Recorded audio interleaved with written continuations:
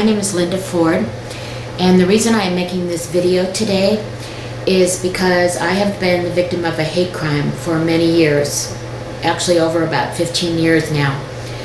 And I want people to know exactly what happened to me through all of this. I want them to know that before this hate crime, I had a happy and productive life. And after the hate crime started, it absolutely destroyed not only my life, but my business that I built up, as well as my ministry as a Christian person. And I want to try to put these things in order so that people can see exactly how my life was and what it became since then. Originally, I was born and grew up in Indiana, and because of being not far from Chicago, I decided at one point in time to be able to go to Bible school here in Chicago. So that's what I did. And during the time that I was attending the Bible college here, I was very active in ministry. I did a lot of evangelism, and I also loved singing and would be involved in services in many different places, like nursing homes, missions, even the state prison, where my voice could be used to try to bring in Christian ministry. And I was happy then and very productive, and that continued on through my time at school. I became very ill the last year I attended through gallbladder attacks, and I was not able to finish. So at that time I decided it was best if I just left the school and went out and got a regular job. Because Moody Church was connected to my faith, I decided to apply there and received a job as the assistant to the senior pastor, secretary assistant. And during the time that I worked at the church, the people were good people that I worked with.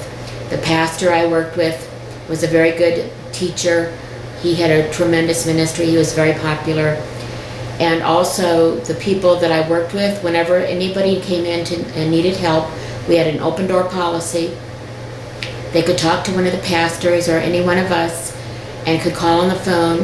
And if they were stranded or runaways and in trouble, we would definitely help, and we would go and pick them up, bring them back to the church. I would take them out for a very nice lunch at a restaurant, and then we'd help them if they needed a ticket home and had been robbed or stranded in some way. We would take care of that. If it was runaways, we would counsel them, get them back with their families. Whatever they needed, whether it was just a meal or anything else, we would help them. And I enjoyed working there at that time, and I also was very active in my own kind of ministries while I was working at the church, working with the single adult groups and helping people that way, and also just leading groups on my own on evangelism teams in different places in Chicago. And the pastor encouraged that and was very happy that I wanted to do that. During the last part of the time that I was working there, my father died of a heart attack, and it was very devastating to me. The group there did help with that as far as having a service for him, and only 3 months later it turned out that because of my illness when I was going to school, it came to a head and I had to have emergency surgery. And they also tried to be supportive at that time as well. Because of all that happened with my family, with my father, and with my health, I decided that I would really like to go into the medicine area and would like to become a paramedic. I had watched a program, Emergency One, and thought that that would be great.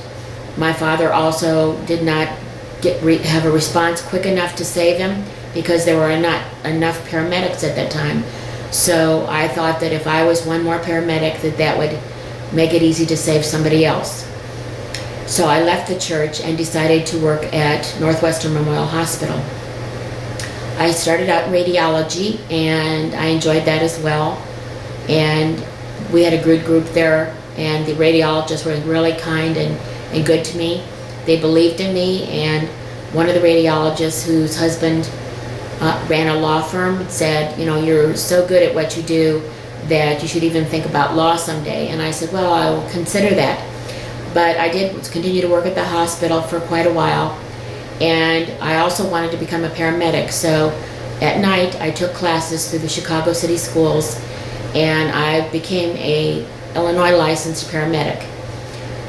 I also decided that it would be great, since I have some of my own physical limitations, to run a surgeon's office. So that's what I did for 3 years as well. He was a member of the trauma team, and we also had a good office there helping people in emergency situations. My background as a paramedic was of great assistance at that time. And I continued on in medicine for about 7 years. I did have that idea, though, in the back of my mind about working in law. And during the time that I worked at the hospital, the pastor I worked with at the church was still there. So besides my work at the hospital, I was able to still be active in the ministry at the church and was able to continue on normally, and I was happy at that time to be able to do whatever I could at the hospital and at the church. Unfortunately, at one point in time, the pastor decided to go to a new ministry, and he had spent so many years at the church that it was time to move on. When he left, a new bunch came in, and that started everything in a bad direction. Unfortunately, they were jealous of the fact that he was so popular, and that transferred to me. Of course, I have nothing to do with someone's feelings of jealousy or any kind of competitive thoughts that they may have, and I thought it was very unfair that they were aiming some of that resentment at me, but I still continued to attend. I just didn't have as active a role at the church at that time. I met a man at the church by the name of Scott Cruz, and he was interested in me. There was also another man by the name of Jim Branken, who was a banker, and he had an interest in me all through the time that I worked with the pastor, but I was not interested in him. And I just let him know that I was just a friend. In regard to Scott, I had my friend dying of cancer at that time. My best friend in Indiana had breast cancer, which metastasized, and she struggled for 9 long years and died from that cancer. I stood by her during that whole time and loved her dearly. Would have died in her place if I could have, to spare her family from losing her. But Scott was even jealous of my spending so much time to help her. And he was very jealous also of the fact that after I left the hospital, I decided to work in law. I worked at a law firm for a while as an assistant manager, but I just felt that I was not getting the credit, the income, or whatever from all my hard work. So I decided to start my own business as a legal contractor. I did that for over 15 years in Chicago. And my best friends at one individual firm were Jewish lawyers. There were just a great bunch of people at that firm, and we enjoyed working together for 7 years. It was during that time that Scott became jealous of my Jewish friends and would start to complain or try to cause problems about them. And I said that it was ridiculous that he should have such a feeling. The church supported Christian and Jewish friendships and had an organization so that we could meet together with Jewish people and encourage friendship and a good relationship between them. We even had a pastor there at the time who was what's called a Messianic Jew, who had been from a Jewish background, but become a Christian and was ministering there as well. So I supported and encouraged all of that and loved it and was great friends with my Jewish friends. They were dear to me, and during the time that my friend was sick, did everything they could to help me. They kept me working. They said, go ahead and take off when you needed to, and they encouraged me as much as they could. They've been great friends through many years. And Scott continued to be jealous about all this. And it turns out that he started spreading rumors amongst the older people, the elders and the deacons of the church. They should have known better than to listen to him, because even though he was an attractive person, he was a schmoozer, as they would say. He got into their good graces, and even though whatever he was telling them must have been very negative, they should have known me by working at the church, by my ministry and everything else, and should never have listened to him. It turned out that it started a hate crime. The intent was to split me up from my Jewish friends and to discredit me. There was a point in time where I could see what he was doing, when I was being treated badly at the church, and people were like making a joke of my situation and the fact that I was not being treated properly, and I decided to leave the church at that time. That should have been enough for them. There was no reason whatsoever that Scott should have continued on with what he was doing, or tried to hurt me or my friends, or continue with the hate crime.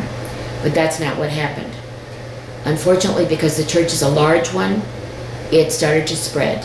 And the problem is that I lived within only a few blocks of the church the whole time I lived in Chicago. And that gave a lot of access to me and where I lived. I also stayed at a women's hotel at one period of time where Moody held a class, and that was a negative factor. They were decent and nice to me as long as I was attending the church. But once I decided to leave and would not go there any longer, then the people at the hotel started causing all kinds of problems by blocking my phone calls. They would come to the switchboard. My family tried to reach me. They could not reach me. Some of my mail was not delivered to me because they're the ones that had to put it in my box. It was one thing after the other. And even the head of the hotel was involved in it. It turned out that I had to actually call in the police and have them investigate.